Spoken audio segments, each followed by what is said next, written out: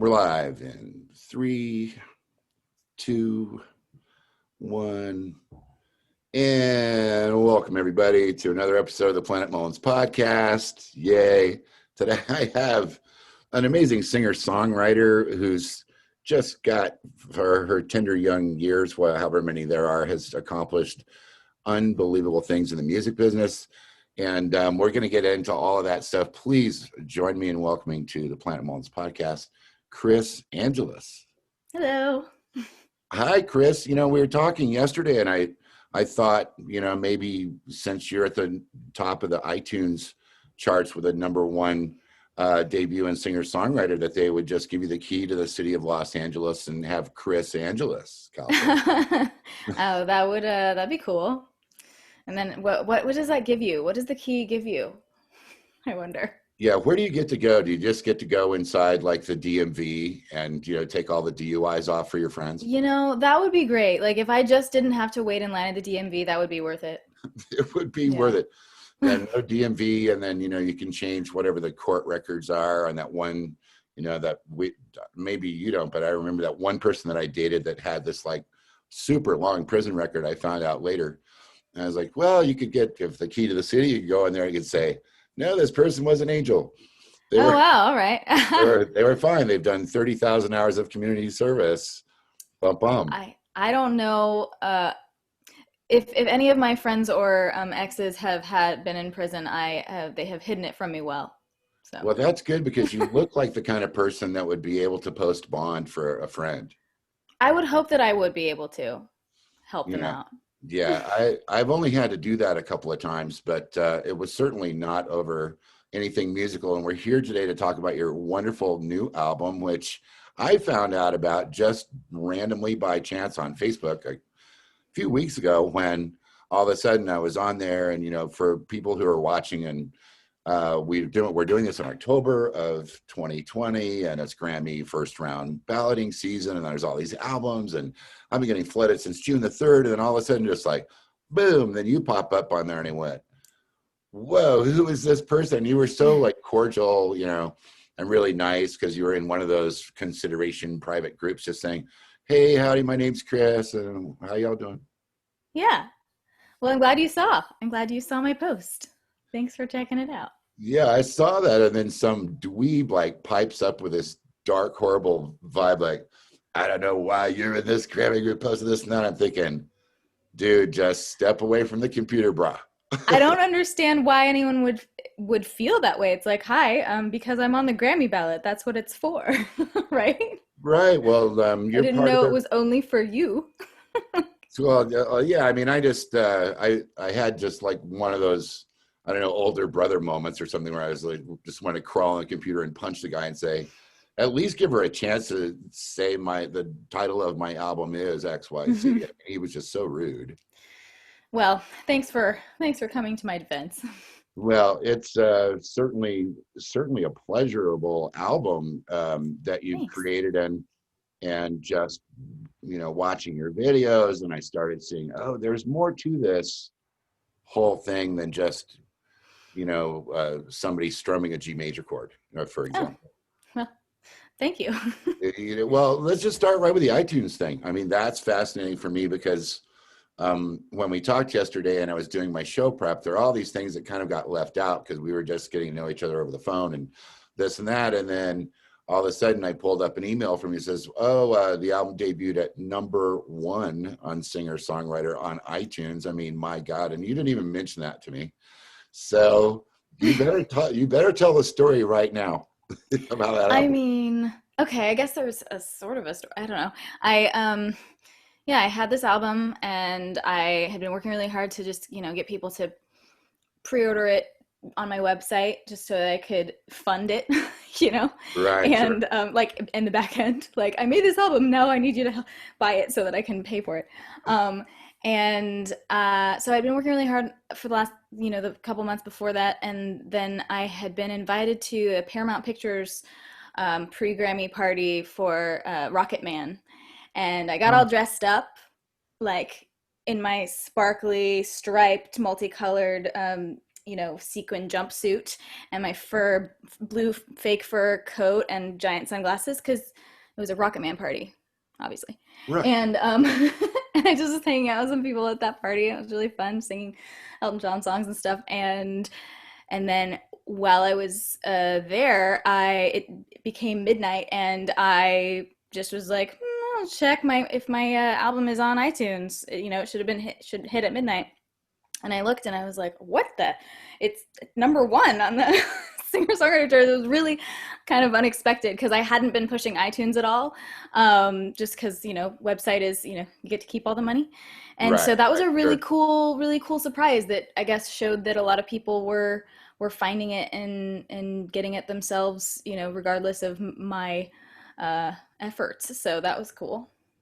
Yeah, I mean, it's just do all my show prep, when I get a guest on, and I saw it. Not only are you doing a website promotion, but you have all this other cool stuff, like you're a Patreon person. Yeah. Patrons are great. Yeah, well, I looked into it, and I think maybe for some of my younger people that are trying to be you when they grow up, because I work with, a lot of teenagers and stuff. And, none of these tools were around when I was first coming up, but I looked into Patreon and I started looking at how many hours I thought it would take out of my day and this and that. And I thought, there's just no way that I could do Patreon because it just seems like it would be too much of a time suck. I mean, how do you handle that? I mean, it was a little, intimidating at first for that very reason, but there are so many things that we as independent or, kind of one person show musicians are doing, and self-employed people, and that you always can be doing more. And I figured once I was able to sort of figure out how to put this into my schedule, if you think about it, it's not it ends up being worth it. It's because there's so much stuff that we do that we don't get paid for. And if you think about it, I'm like, okay, if I spend, 2 hours per post, if I make a little video, edit something together behind the scenes, whatever it is, and I'm posting, 4 to 8 things per month, and then I get however, the amount of money that I get, it ends up being, a pretty good wage for how much, for what I'm spending. Oh, like if you do the accounting side, yeah. Yeah, and it's very, very helpful once it's grown, and I would of course would like it to grow more. It's actually starting to make a huge difference for being able to fund making more projects. So not only does it incentivize me to keep being creative so that I have content for it, it also funds the future projects. So it's great. Yeah, I mean, I looked at it, and especially with as many albums as a voting member as I've had to listen to since June, I looked into Patreon about a month ago and I said, man, if I'm going to do this, I better wait until all this first round balloting stuff is over, because my ears just got to the point of where they were bleeding on Monday, we're running into this thing. But it was refreshing to find your album and to just see how you're so creative and pulling all these different things together. And I noticed that there's another person out there in the world that looks almost just like you. Yes, I do have an identical twin. Yeah, I was watching a video I don't know, a few days ago, and it was you and your sister Alex on that, I think the same couch right there. And just you were playing the guitar and she was going to sing the backups, and it was a song from the new album. And in so many ways, you're just so daring, because I know lots of people that if they don't have their reverb set up and they don't have their chorus on their 12-string guitar, and if they're not all made up a certain way and they're not on a green screen, and you're just sitting there with your sister and you guys are just crushing this tune. Oh, well, thank you. What song was it? Which video was it? I don't know. It's in G. Okay. I know that part, but and then that led me down the rabbit hole a little bit too, because I thought, well, identical twins. How many have I known? And what kind of pranksters were you when you were young and first like dating boys and stuff? I mean, it must have been crazy. Well, I mean, we tried to, switch classes because in elementary school there were two classes of every grade and we were in separate ones so it wouldn't be confusing and we would try to switch classes and the other kids had no chill. They would just point it out immediately. Oh, The teachers didn't get it, and we're like, you guys. And and then when it comes to dating, we would have these situations where guys would come up to us and be like, "Hey, can we date? Can I date one of you?" It's like, "Oh, does it matter which one?" Like, thanks. I'm so flattered. Um, but I did go on a date for my sister once, uh-huh. and it was very strange. She totally sprung it on me. It was not cool. She was had just said she would go see a play with this guy, and it wasn't like they hadn't been dating. It was the first kind. Oh, And I was already there. Just coincidentally, I was going to see the play on the same night, and so she's like, "Oh, well, so this guy is going to show up and just like pretend to be me." And she gave me no prep whatsoever. So basically, it just made her look really dumb because he would kept being like, we already talked about this. I already told you this, because I'm just trying to ask him normal questions and stuff. yeah, right, right. Just She did fill not prep in. me at all. And then apparently afterwards, he called her and was like, left a message, "Hey, I just left you." Or I mean, I think it was you, unless you have an identical twin. You seemed a little different. Ha ha ha. And and then he like, I don't know, moved away and they never spoke again. Wow. Well, then that parlayed all the way to the two of you being on this show with Greg Kinnear, actually being identical twins in a scene Yeah. where the two of you are on there and you're both talking to Greg about your dad who's failing with his mental faculties and this and that. And I thought, well, I haven't heard of this show before, but I love Greg. He was And great. He was a uh, lot of fun. yeah, was that fun? Was it fun? Like, did you guys get to hang with him at all? Or Yeah. Yeah, we were on that show for a week. And yeah, he was really fun to work with and also just hang with between scenes. yeah, he seems like a guy that just is naturally really funny. Yeah. Just a great sense of humor, well-adjusted guy. He is, and it's also kind of dry. Like there are these moments where we would be our little evil selves and say whatever we said, and then they would all cut, and he'd be like, "I like you guys," stuff like that. That'd be funny. That's cool. So now your sister though is involved in your albums as well because she does, as far as I could tell from reading on the internet, like she edits some of the videos and. She full on directs. She's very creative. She's an actress, is her main thing, and but she's very involved in all aspects of film, writing, directing, Wow. editing, and she's just kind of amazing. So yeah, she's done a number of my music videos. Actually, one of them, the video for the song called Photo Booth from my previous album, won 3 international music video awards, international independent music video awards, in pop and folk Americana and fan favorite. So that's pretty cool. Wow. Wow, that's really cool. And you guys, you know, obviously you still get along and, you're able to collaborate and everything. Because I've known some identical twins in my past where they just really didn't get along after a while.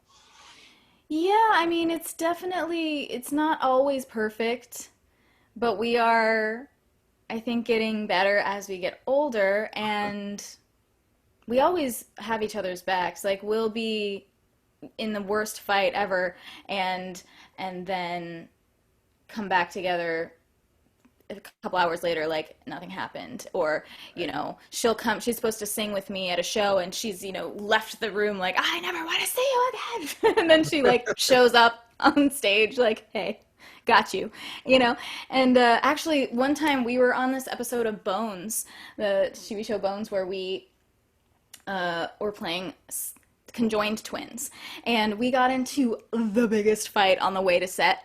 Like, of just, oh my God. And then we had to be strapped together, literally, completely like tied together. Oh, right, And right. For the role. yeah, and she was like, we're sitting there, and I'm like, I need to get something to eat. I'm so hungry. And she just crossed her legs and arms like, well, I'm not moving. I was like, you are so petty right now. So good times, good times. Yeah. Well, it's kind of I would think a real blessing in so many ways, because I had two older sisters, and they're 5 years and 7 years older than I am, but no brothers.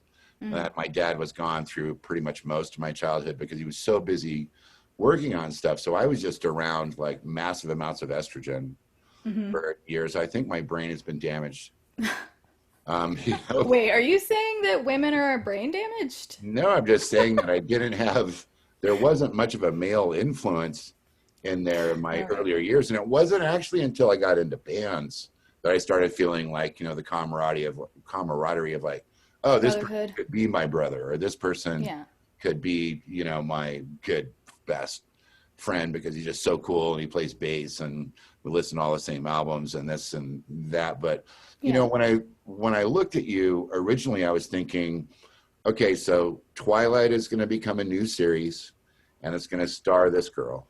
They've gotten rid of Kristen, what's her name? Stewart. Yeah, Kristen Stewart. She's done. Okay, now it's going to be Kris Angelis. And then I was thinking, like, okay, how would I position, just based on your look, like, not even thinking, I'm thinking, okay, like, kind of dark, moody goth, and there's the Hunger Games, and there's, like, rock guitar, and there's going to be all kinds of, like, people flying with the acrobatics and stuff. And I thought your music was going to be kind of gothy and dark and kind of weird. And then I heard it, and I was just like, oh, it's so happy, Is it so happy? It's so funny to me that people think that, because if you listen to the lyrics, it is not happy. I know, but it's just, it looks, I think the way that, you can get thrown off by the way something looks, because you have a song that's called My Quiet, or Quiet something. My Quiet, yeah. Oh my God. I was like, I heard 4 bars and I'm just going, I'm going to be crying too hard to interview her. I'm so sad right now. Oh. Because you tap into it really, like it's almost just like boom at that vibe of that song. Oh, thank you. So that's not a happy song, obviously. But, it's nice to just see your range in there. And that leads me to this crazy thing that I think, and I'm just getting to know you. I'm just on the outside, but I'm thinking to, have somebody break up with you, as you said in your album story, as we talked, and then you're really upset about it and everything. So how do you react? Well, I know a lot of people would react and just crawl into their, into their hole in their bedroom and just stay there with their ice cream and their soap operas for a month, but not you, Kris. You said, well, I'm going to get into a Prius with a guitar, and I'm going to just go to all 50 states. Yeah. Well, it's so logical. I mean, it's so logical, and it's not scary or anything. Yeah. I mean, to be fair, I did stay on my couch basically, and I watched literally 52 movies in 1 week, the week after. Wow. And it was because I was on the SAG nomination committee. And similarly to voting for the Grammys, I was trying to watch everything. Oh. So I did do that, and that was intense. And then once I was done having, movies to escape into, I was just like, well, I guess I'm just going to escape to anywhere else. So that's what I did. Were you like living with this person and then you split up and you moved, or did he move? Who moved? He moved. Okay. So yeah, for me, I always like to be the one to move, because it's probably smarter. Yeah. Cause then you're not in the place of all of the vibes of everything that went down. Yeah. And yeah, you're not wrong. I mean, I still live here, so. Yeah, but you wrote this music that's insane. I mean, the music is really interesting. But I want to go back to okay, so I'm going to get in a Prius with my guitar and I'm going to leave this place for a while. And then all of a sudden you're playing in all 50 states. So I know young people, especially my students, they're going to love this, because I don't know a single one of them that would have the guts to just do that. Oh. I mean, what, and you didn't even think, you were just like, okay, off I go. I'm done with my SAG, and then tell the rest of the story for everybody. I'm trying to remember.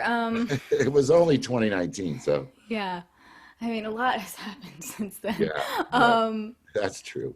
I guess I just had been thinking for a while. I was like, I've toured to a lot of places. I've toured a lot of the states, but I haven't hit all of them. And that would be great if I could. And what if I just do it all now? Hit all states in one tour. That would be pretty cool. And because I tend to like to do things to sort of distract myself when I'm heartbroken, and give myself projects, and like watching all the movies, or, various other things that I've done. And so I had an opportunity at the beginning of the year to play at this festival in Arizona. Mm. And then I got a little opportunity in Utah, and I was like, you know what? Let's just keep this going. And then I just started booking everywhere that I could, and I sort of figured out a little pathway. And I had about 3 to 4 weeks of it planned out before I left, but I was kind of building the plane as I flew it. It was not fully I love that booked. phrase. I love that phrase of yours, because I said it to one of my friends last night, because he said, "What are you doing tomorrow?" I said, "Dude, I'm shooting 5 episodes of the show in one day." Oh, wow. And he said, "Okay, cool. Who are you doing?" And this and that. And I told him about you, and he said, "Oh, that seems like that'll be cool." I said, "She had this great phrase, which I've never heard anybody say, which is flying the plane as I'm building the plane." And it's just really exactly how you did it. Look How at it that felt. sly little smile on your face, how happy you were you pulled it off. Yeah. I'm very happy that I pulled it off. It would have been a huge bummer if it didn't work out. If it was like 48 states. And actually, I managed to drive myself. Obviously, I didn't drive to Alaska. You can drive to Alaska, but I didn't drive to Alaska. I didn't drive to Hawaii. Takes a But long everywhere time. else I did. And I managed to get through 48, no wait, yeah, 47 states on the mainland without getting any sort of speeding ticket or anything like that. And Wow. then I got a speeding ticket on my 48th state. Oh, that sucks. Actually, it was my 49th state because I had already played in Alaska.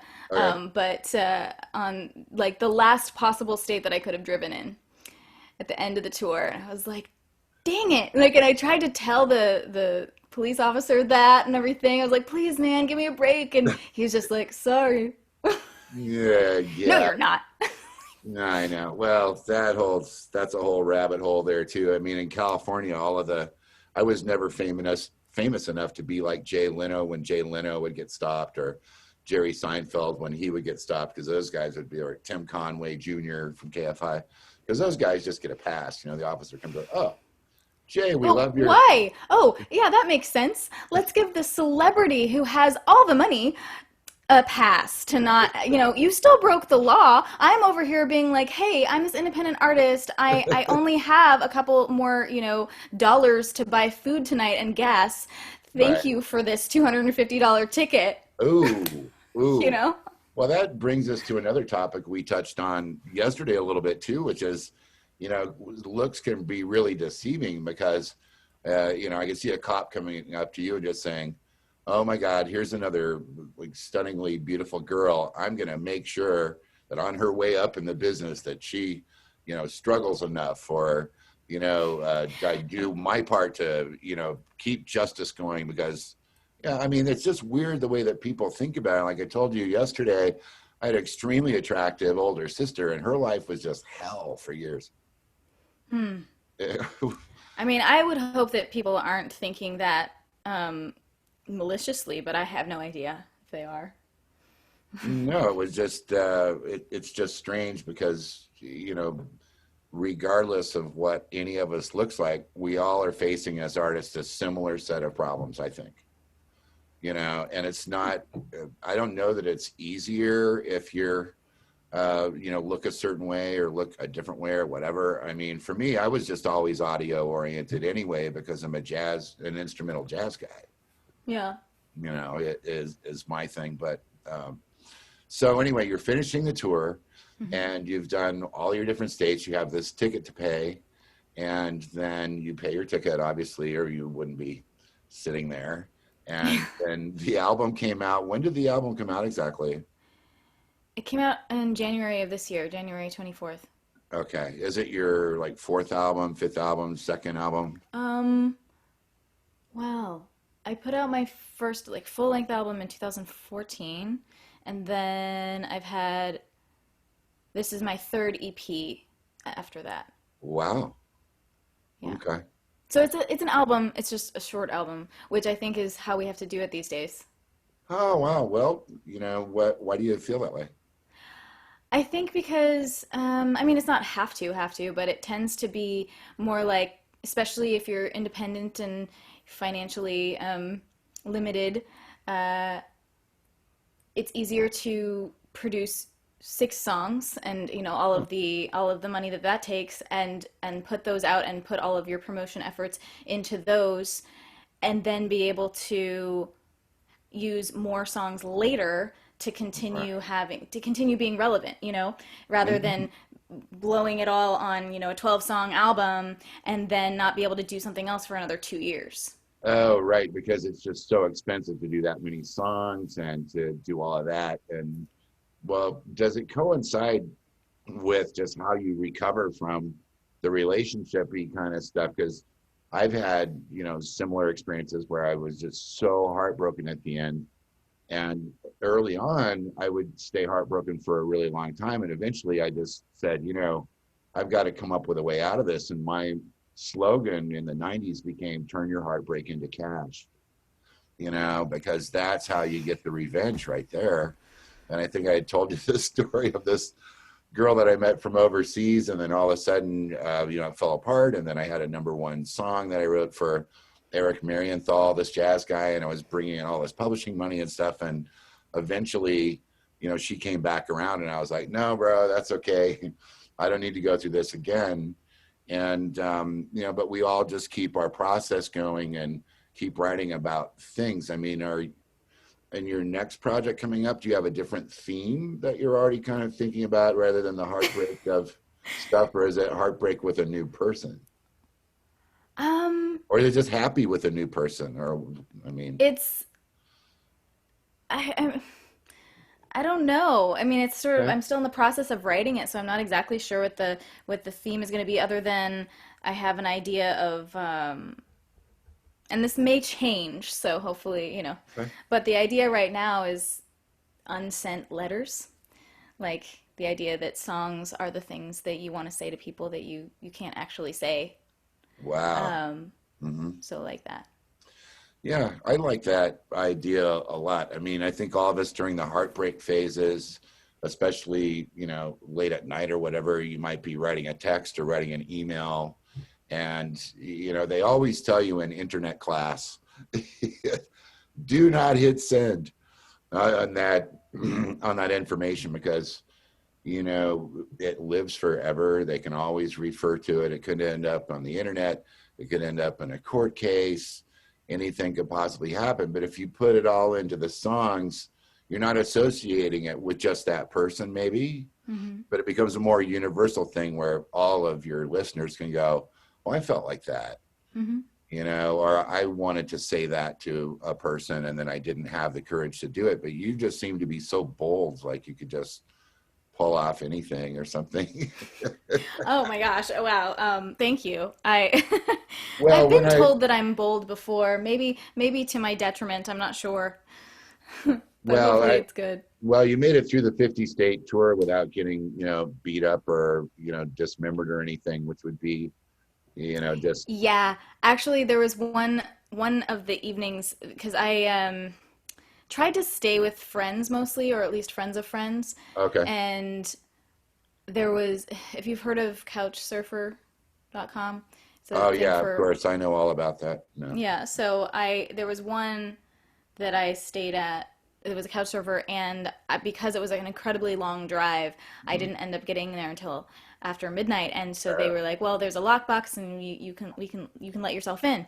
And but I didn't have the benefit of meeting them before and like getting the vibe. And so I'm like, oh my God, I'm just finished driving through the middle of nowhere to this house, and I have no idea who these people are, and I'm kind of freaking myself out, Yeah. to begin with. And then I open the closet, and there's this like black bag hanging down, and I was like, oh my God. And it was a sleeping bag hanging Oh, on a hanger, oh, but oh. it definitely looked like something else.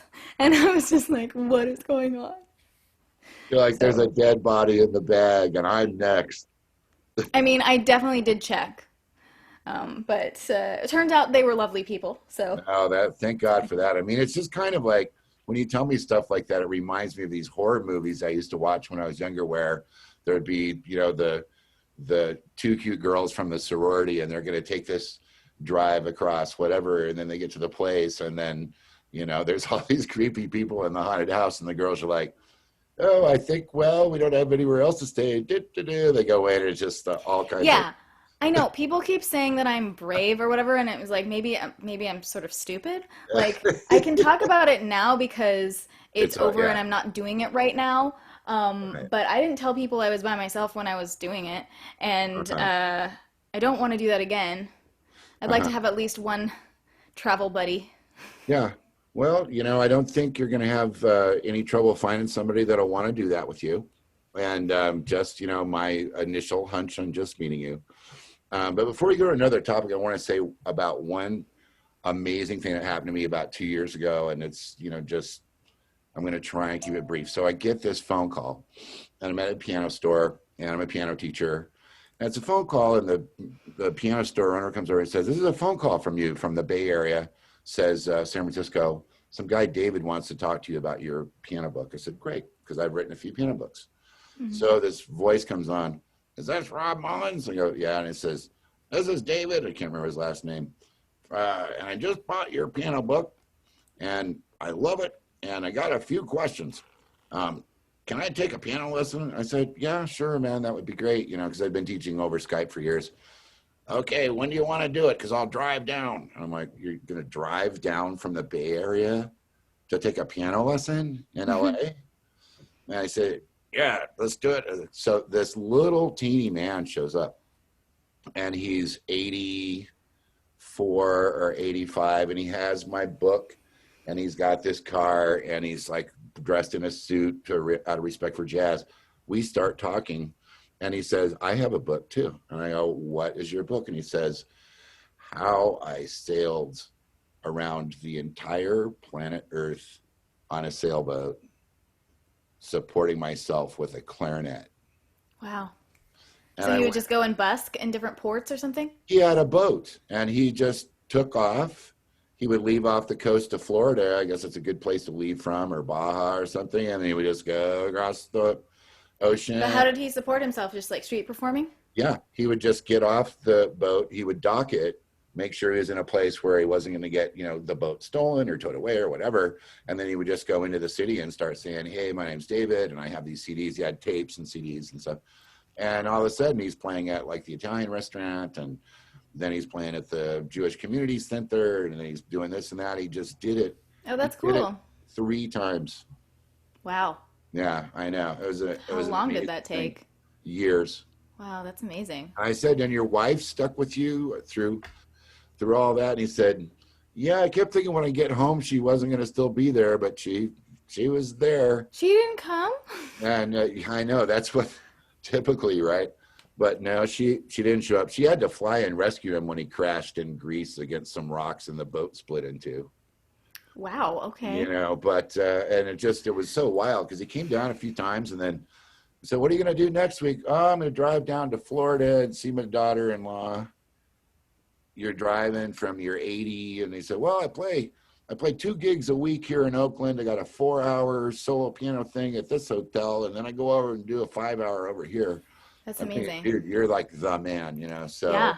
you've At got, 85, that's incredible. I know you've got an adventurous spirit that just kind of reminded me of him in a way. So yeah, so you have this great album out, and then now we can't tour because of the COVID. I mean, what are you doing to stay sane during COVID anyway? To stay Right. sane, I mean, that's a stretch, but to stay busy, I've just been working on writing and trying to do the whole Grammy thing. That keeps me busy. Um, Oh, well, yeah. I mean, it was, yeah, I guess since I've been doing it so many years that I've just kind of, I try and pace myself because it starts really early and people know that I'm a voting member and they send me lots of stuff. But, I'm sure with you coming in when you did, it was like, oh my God, there's, 1,163 albums in Album of the I Year. mean, I started back in July Oh, reaching out to people, but yeah, in September it was insane. Like, and then especially in October, it was just non-stop avalanche of emails. yeah. And I had committed to I'm gonna listen to everything that I'm sent, and it became a little crazy. I was like, wow, I don't know if I can achieve this, but I did try to respond to every single thing. So Well, hopefully, I thought it was nice of you because, it was, I remember, just meeting you in that Facebook group and then weeks went by and then you emailed me like weeks later and I was like, I'm surprised you had time to do it before Christmas because, I'm getting emails like 200 a day and, yeah, 700 albums, 800 albums, 900 albums. And I'm just thinking, there's no way to physically do this and like film my show, teach my lessons, work on my books, have any yeah, sort of a life. And it's just it's a it's nutty nutty. season. I mean, I I was thinking about it, and I was like, why is the first round of voting only 2 weeks long, and the second round, when it's like 1%, so many less things to go through, 4 weeks long? Other than the only thing I could think of is that if I had to keep that up for another 2 weeks, I would have died. Like you can't do yeah, that. it should be in a perfect world, it should be like 4 to 6 weeks to listen to the avalanche. And then when Yeah. it comes down to the 5 people per 73 or 75 categories, that Because should be 2 weeks. you could actually listen to everything that's nominated. You can't listen to everything that's trying to be nominated. Right. I mean, that's just, but the music this year, I mean, did you find albums or hear about people that you just loved? Like, tell Yeah. me some of your favorite stuff. Oh, one of my favorites actually is one of the two actually of the children's category. The All the Ladies album was so great. It's all, really great singer-songwriter women, and Uh-huh. it's all these empowering songs for girls, and one of them is about our RGB, RBG, I'm sorry. And it's like so interesting that that was the timing of that, but Yeah. it's really cute. And then and loved it. And another one was the Okie Dokie Brothers, which they have this children's album, but it's exactly I love that style of music. I was like, do you make albums that aren't for children? Because I would definitely listen to those, you know. Oh, wow. Um, I know that's kind of funny that those are two of the ones that were in the children's category, but Mhm. those were definitely standouts. High quality musicianship, even though they're made for kids. Right. Trying to think, there were definitely other ones that I'm just not remembering their names right now.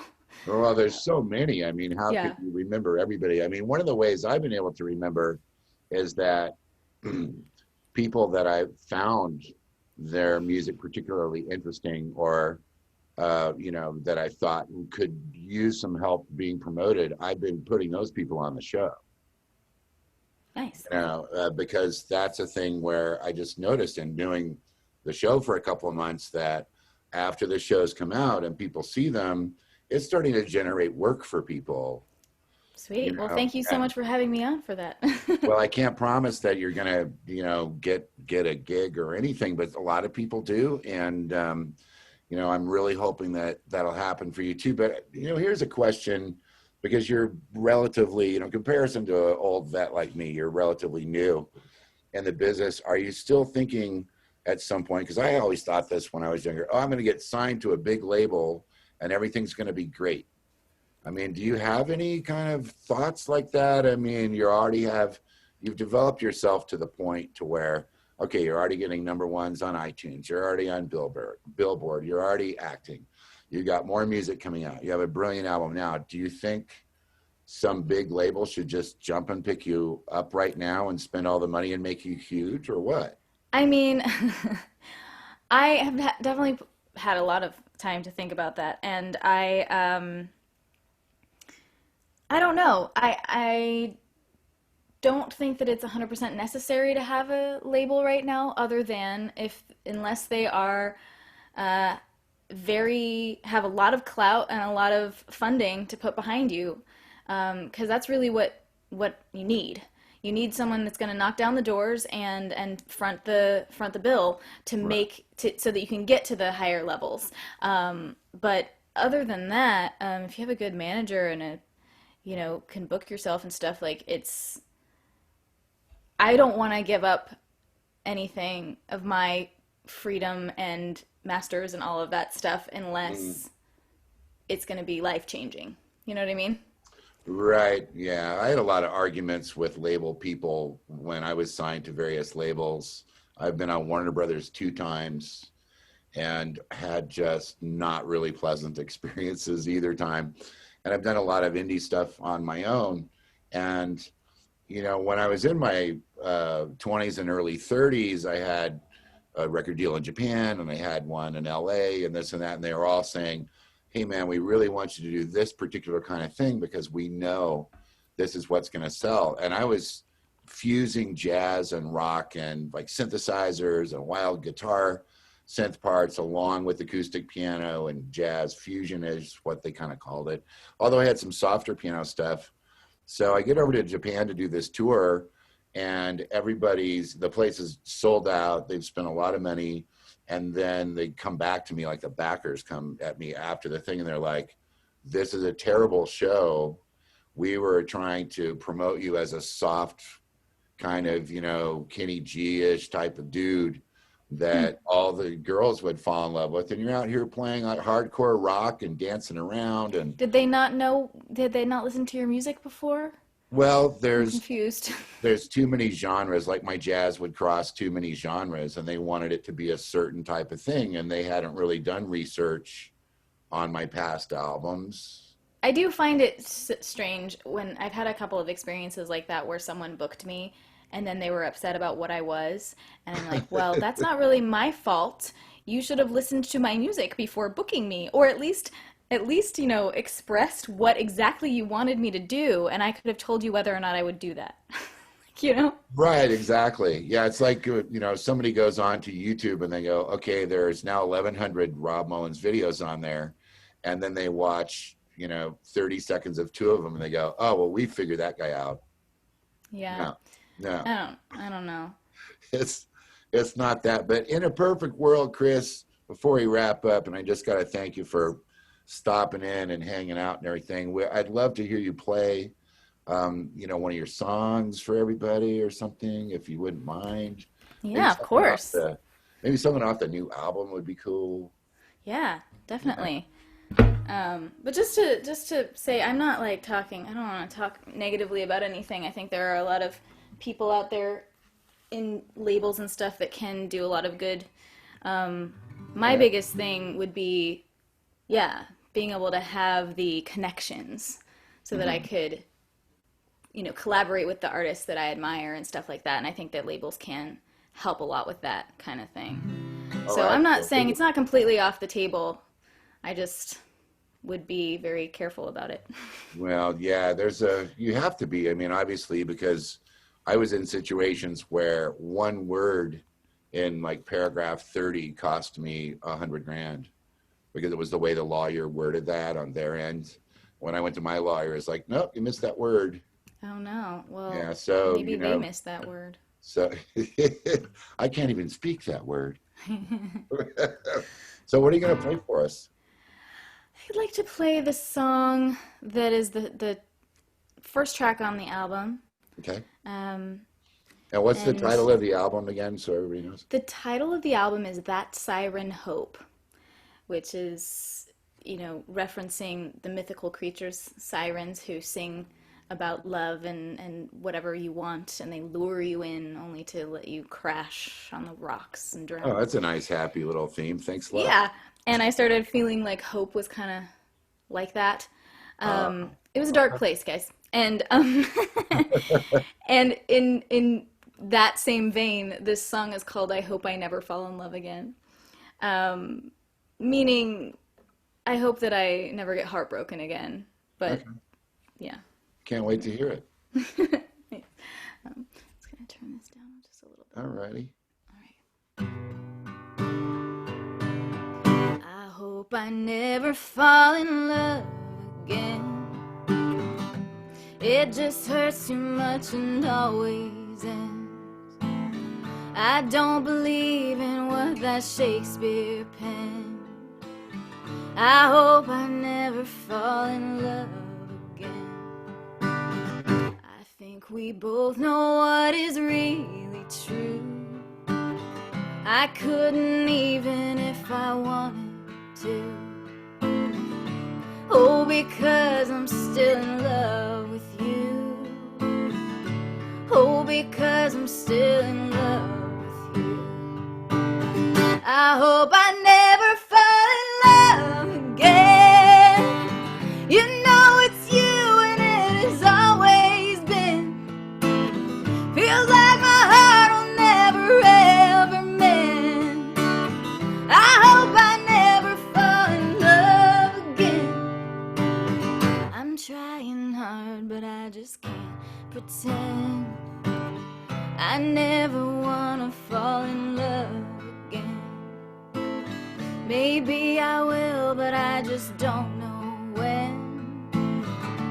And that's terrifying me knowing. And what I really need is something real, a shroud to cover you so I can heal, so I can risk it and not give a damn. Then I'll rush in just like the fool I am.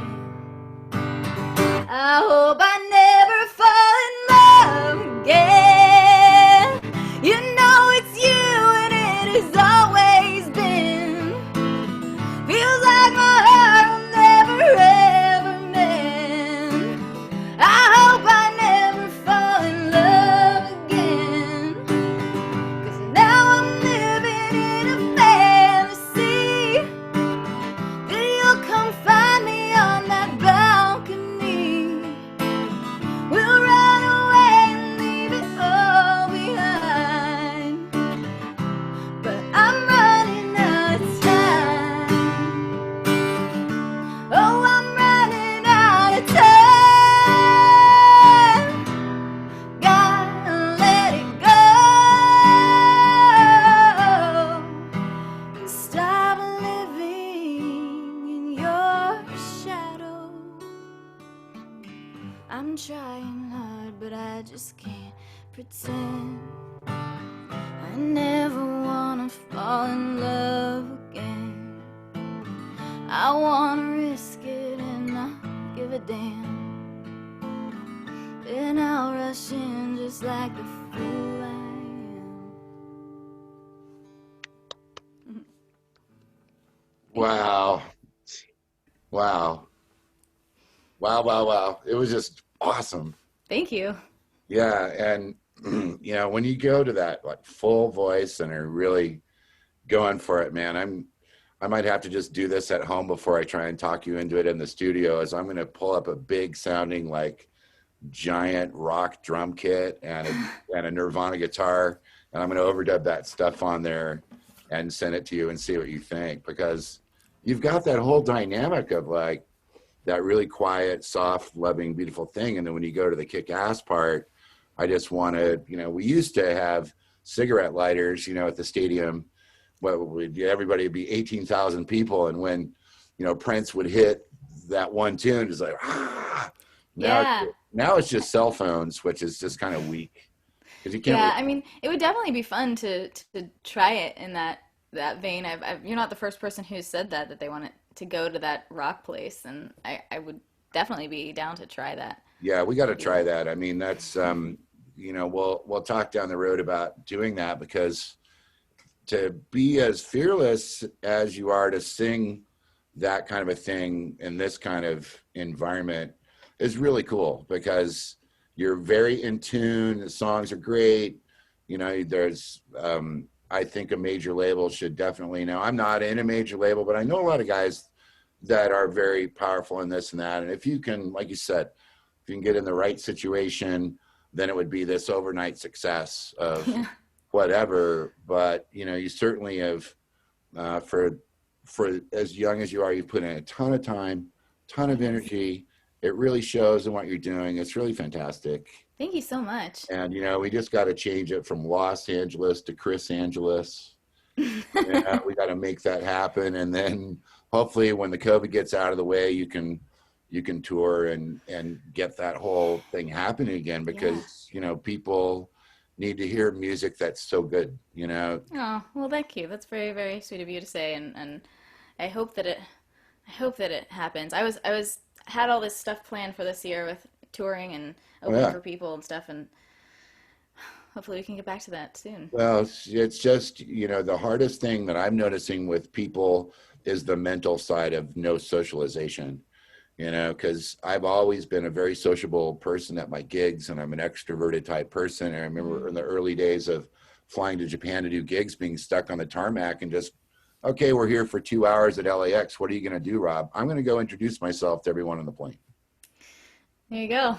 I would just do stuff like that and say, here's my new album. Here's what I'm doing. Even sometimes it would do stand up in weird situations to get through weird Well, that's things. fun. I'm not a great stand up comic, but I can tell some stories. I have a few stories. Yeah. That I Yeah, I don't know. I keep going. I sort of fluctuate back and forth because I definitely like my alone time. Like being on the road alone was very lonely, but it was also kind of great, But yeah, I noticed about myself last night. I was hanging out, and I think it's just because I'm decompressing from a lot in the last few weeks. But I I could have gone someplace, not with a whole crowd of people or anything, but like with a couple people that I have been, potted with. right. And I was like, Yeah. no, I just want to be alone, which is weird in this scenario, right? Right. But yeah, being at shows, meeting new people, having the actual interaction, because I've been doing a lot of live streams, but not having the actual audience response is very So weird. strange. It's so weird. I did one show. I did like a full band show at the Hotel Cafe where it was live streamed. Mm. So there was no audience. It was just cameras, and it was the most awkward thing to just end a song and have silence. Or Yeah. I'm trying to say my funny little things that I say between the songs and like nothing. I'll tell you one thing that's worse than that, Kris, is when you have a completely full room of people that have heard like two really good acts, and you do that, and then at the end of your song, it's complete silence. Well, so that's a different thing. That's a different, That is worse. that is totally crazy. But if you just stick with it, I've been telling people that too. Just hang on in there, because your alone time is where you build so much strength in your character. At least for me, I mean, that's where I've built, because I've just, commuting from Denver to LA all the time. And I've been doing that, all this more and more this past couple of years. And when all of my whole tour schedule got nuked and LA is burning up in fires and stuff, I'm like, I am heading to Colorado, man. And I would get halfway out to Utah and I would just hang. I mean, I can survive out in the frickin' woods. I can't probably do it in winter, but I mean, this past, like during this whole COVID thing, I would get out there and just be going, I much prefer this over people, throwing Molotov cocktails and fires and every forest and everybody shouting at each other and these 100,000 people demonstrating in downtown LA and curfews. I mean, So the alone time thing is just, I think it's great. And, you know, it's going to be fun to come back.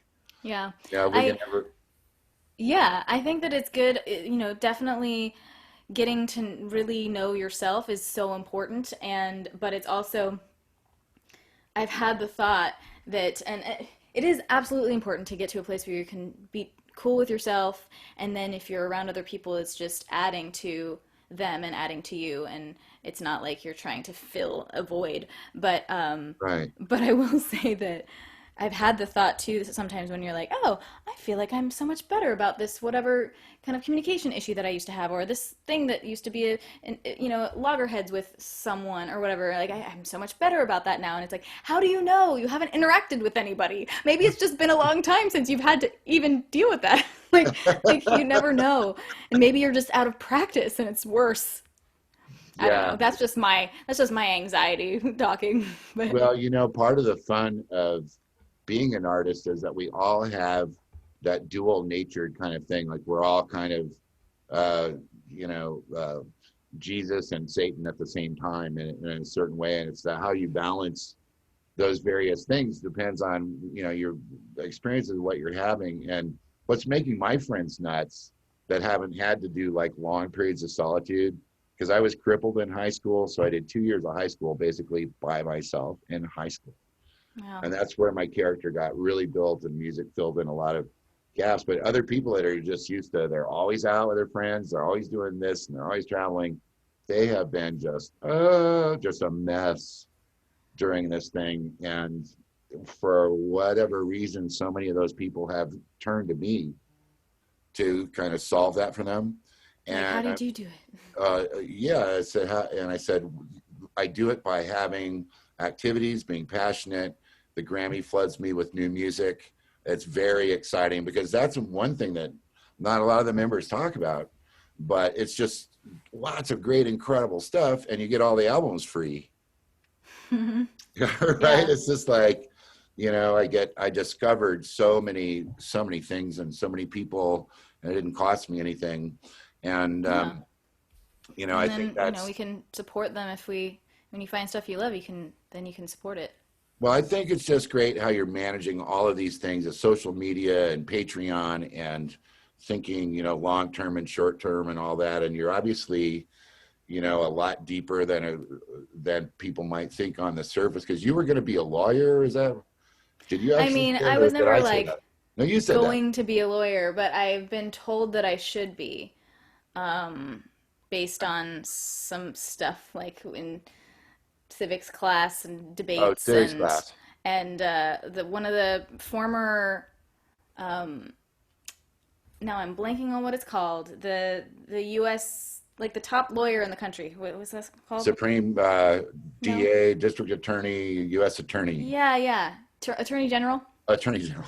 A former Attorney General of the United States came to my class, and I was just asking him a bunch of questions and stuff. And afterwards, he was like, "You should be a lawyer, like, because of the way that you were talking and describing things." And my mom has said that for a long time. I actually, this is gonna make me sound like the biggest nerd ever, but um, because I had been told this, I decided one day to just do, you know, you can get those practice Oh, yeah. LSATs, Oh, like yeah, yeah, the, yeah, right. You can get the sample yeah, test. I Yeah, got yeah. the practice, like basically the SATs, but for law school. Right. And I took one of them just for fun to see how I would do. And I got 100%. And Oh, shit. and then after that, my mom was like, she won't get over it. She's like, "What are you doing with music?" I'm like, "I'm doing it, mom." You know. Oh my So, God, a but hundred. I know people that have tried to do that because I have a bunch of friends that are lawyers, and I know a lot of people that failed. A but lot of it's people. not the bar exam. I would not. It's not that. All right, right. It's more about the logic puzzles and stuff that are when you get into law school.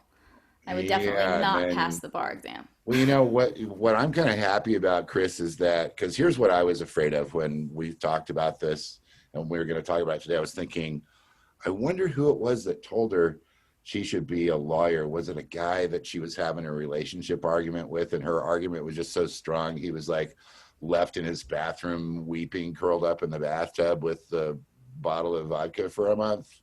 Or because that's a hard thing, like when you get with people that are really good negotiators and you're both duking it out and this and that, and when your heart's involved with a person that you love, it can just, I remember just going through some things with women that were so smart, and they had stored up this list of all these things. It is And something definitely to be careful of, and I've found myself in a few situations like that where I'm so focused on the debate aspect of it, uh-huh, and the argument and making my points and kind of winning, that I forget to be more focused on the person and the relationship and the actual, I'm not saying that that it's completely one-sided, but I right, definitely have sure. delved farther into that winning mindset than I would prefer in my best days, you know. Well, when that's one thing about COVID and about, seasons like winter and things like that, is that you learn with that other person that's around you know, Dave Grusin calls him the SO, the significant other, because he had 8 marriages and it just, he finally just moved to SO, you know, significant other. And you're in these conversations and this stuff is happening. And then, you realize that there's always going to be 2 sides to a story. Nothing is 100%. I have a thing called the 90-10 rule. And when people come up to me and they say, well, I was certain that this and I was certain with that. And I go, dude, you forgot the 90-10 rule. Like 10% of the time, you're going to get blown out of the water. There's going to be a weather event or a political event or a health issue, or that other person's going to sleep around, or your job's going to go away, or whatever. And you have to think about balancing that stuff. And then how much of a priority is it for you to stay with this person that you're going to be with and try and work it out? Because you just have to learn to give and take, that, Yeah. and that's a hard thing to do when you're an Yeah. artist. And, I'm sure, have you had the complaints that you're just spending too much time with your own stuff? Does that ever come up? Because it's always happened to me. I mean, You're always at the piano. You're always I've in been the with studio. I've been with people who are very focused on their careers as well. Mm. So, and that brings up its own problems, but but Right. I guess maybe there's been some aspects of that, but I tend to be very, like, my 2 most important things in my life are my music and my relationships, and so um I think I try to balance those pretty well. Like, Mhm. there's certainly very much priority, both of them. But yeah, I'm sure there has been times when someone felt, if I'm like in a really big, before an album release crunch or something, and they're Yeah. probably a little bit like, hello, you know. So Right. you just gotta find someone that you can that understands that and that you can work with and communicate really well. And the other thing about if you're a recreational arguer like me and my family are, you have to find someone Recreational who also arguer. understands, we sit around the table and basically like take sides and just kind of have these debates that we're not really fighting. We're just debating. And if you're not with someone who understands that that's what's going on, they could be like, why are we fighting right now? I'm like, oh, we're not. I'm sorry. Like, we're just having a conversation. I thought it You're was right. fun. Right. Well, that's kind of a cultural thing, because I've noticed, in certain cultures, I used to work at this place where it was Greek and Cypriot, Okay. and it was a family business. And they're serving like Mediterranean food, and I'm running this jazz thing 5 nights a week upstairs, and it would get to be like 1:30 in the morning. Most people are gone, and then I'm hearing these glasses, like really expensive glasses, being thrown, from the bar against the wall, and then this stuff in a foreign language. And it's the one guy, it's the cook, just like screaming at his brother, and oh no. And me and my bass player would be going, oh, we can't go in and get a drink now because the glass is still like flying, and this would go on. And then 20 minutes later, everybody's fine. Yeah, I mean, my family, we're Colombian and Greek, so there's a lot of that Ooh. fire, I guess, but we've never resorted to throwing things at each other. So Well, it's not that bad. Yeah, I mean, it was fun to watch because we were the musicians and we were local stars, so we didn't have to clean, so we were fine. Yeah. Did you start taking bets on who was gonna win? We just always hoped that the guy that gave us our check was going to win because That's probably best. his name Yeah. was on the club and stuff, and it would just be blowing off steam after a long day. And I can't imagine being back in that Mediterranean kitchen at the hundreds of degrees. And I mean, that's where I started to love tzatziki sauce Yeah. and pita bread and all of these amazing freaking things. And it's Baba making me ganoush. hungry just to talk about them. Yeah. But okay, so Kris, I got to wrap it up. You've been a wonderful guest. Thank you Thank so you. much for everything that you've shared, all the knowledge and the beautiful music and your album, which is incredible. So Thank you. I got my fingers crossed on this side, gonna cross on this side, any of those major label people, because my podcast is starting to really grow and get a lot of distribution. We got picked up by Apple and Spotify Oh, this, sweet. yeah, and so I'll be putting all your social stuff in there when it comes out and continuing to tell people what a huge fan I've become just out of that random thing where you just walked into a Facebook thing and said hi, and some guy was just a total D to you. Well, I'm glad that it worked out. Yeah, Sometimes, so little do bullies know what good they do. I Sometimes. know. Well, we'll definitely do another one of these sometime in the future. And wow, there's that singing that you did was just incredible. And Thank you. thank you so much for everything. So have a Thank you so much, wonderful Rob. rest of your weekend and You best of too. luck at the Grammys. Thank you too.